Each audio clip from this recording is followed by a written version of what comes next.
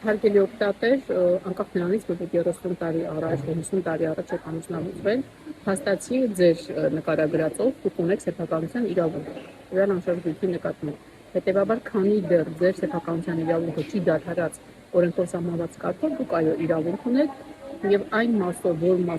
նշված է, որ չափով որ վկայականին նշված է, այդ բաժնով ունեք սեփականության իրավունք։ Հետևաբար, դուք որպես ձեր սեփականության իրավունքի իրավատեր կարող եք լիարժեք օգտագործել այդ գույքի որպես սեփականություն կամ պահանջել օրինակ մյուս բաժնետերերից վճարել ձեր բաժնի մասի դիմաց օրենքով սահմանված փոխհատուցում։